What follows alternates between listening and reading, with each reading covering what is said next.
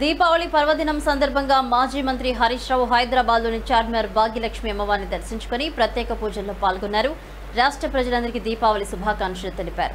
రాష్ట్ర ప్రజలు సుఖ సంతోషాలతో ఆయుర ఆరోగ్యాలతో ఉండాలని అమ్మవారిని ప్రార్థించినట్టు తెలిపారు. హైదరాబాద్ ఒకప్పుడు మత సామరస్యానికి ప్రతీకగా ఉండేదని గుర్తు చేశారు. చార్మినార్లో భాగ్యలక్ష్మి అమ్మవారి దేవాలయం ఉండడం హిందువులను ముస్లింలను ఒకరినొకరు గౌరవించుకునే గొప్ప సంస్కృతికి నిదర్శనమని పేర్కొన్నారు.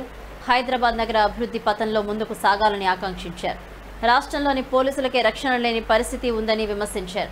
ఒక రౌడీ షీటర్ పోలీస్ కానిస్టేబుల్ను చంపడం అత్యంత దురదృష్టకర సంఘటన అని పేర్కొన్నారు. ముఖ్యంగా దీనికి సంబంధించి హోంమంత్రిగా ఉన్నప్పటి నుంచి రాష్ట్రంలో శాంతి భద్రతలు విఫలమయ్యాయని, కాంగ్రెస్ ప్రభుత్వం ఈ విషయంలో విఫలమైందంటూ ఆరోపించారు. చనిపోయిన కానిస్టేబుల్ కుటుంబాన్ని ప్రభుత్వం అన్ని విధాలుగా ఆదుకోవాలని, వారి కుటుంబంలో ఒకరికి ప్రభుత్వ ఉద్యోగం కల్పించాలని డిమాండ్ చేశారు.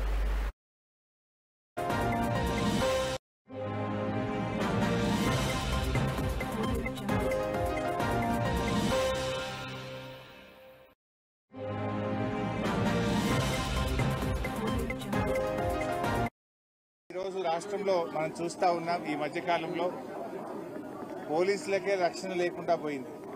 మొన్ననే చూసాం, ఒక రౌడీ షీటరు ఒక పోలీస్ కానిస్టేబుల్ని చంపడం జరిగింది. ఇది చాలా దురదృష్టకరమైన సంఘటన. అంటే హోంమంత్రిగా ముఖ్యమంత్రి ఉన్నాడు, ముఖ్యమంత్రి హోంమంత్రి, హోంమంత్రి ముఖ్యమంత్రి. కానీ ఇలా ప్రజల్ని రక్షించాల్సినటువంటి పోలీసులకే రక్షణ లేకుండా పోయింది రాష్ట్రంలో. అంటే ప్రభుత్వం పూర్తిగా శాంతి భద్రతల్ని నెలకొల్పడంలో, ప్రజలకు రక్షణ కల్పించడంలో ఈ ప్రభుత్వం పూర్తిగా విఫలమైపోయింది. ఇవాళ నిజంగా ఒక కానిస్టేబుల్ మరణించడం అనేది చాలా చాలా బాధాకరం. ఆ కుటుంబానికి మరి ప్రభుత్వం అన్ని రకాలుగా ఆదుకోవాలని, వారి కుటుంబ సభ్యుల్ని మరి ప్రభుత్వ ఉద్యోగంతో పాటు వారిని అన్ని రకాలుగా ప్రభుత్వం ఆ కుటుంబానికి అండగా ఉండాలని కూడా మేము ప్రభుత్వాన్ని డిమాండ్ చేస్తూ ఉన్నాం. దీన్ని రివ్యూ చేసుకోవాలి. నిజానికి నైతిక విలువలుంటే, బాధ్యతలుంటే ఆ రోజుల్లో హోంమంత్రులు రాజీనామా చేసేవాళ్ళు. కానీ ఈ ముఖ్యమంత్రికి అట్లాంటివి ఏమీ లేవు. ఇవాళ ఈ రాష్ట్రంలో శాంతి భద్రతలు తగ్గిపోయి గుండాల రాజ్యం వస్తూ ఉంది ఎక్కడ చూసినా కూడా. ఇలా ఇది అంతా కూడా కంట్రోల్ చేయాల్సినటువంటి అవసరం ఉంది.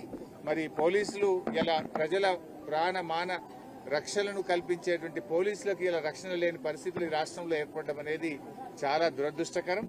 మరి అమ్మవారిని కూడా మేము ప్రార్థిస్తాం, రాష్ట్రంలో మరి ఇంకా శాంతి భద్రతలు నెలకొల్పాలి, రాష్ట్రంలో ఇంకా మంచి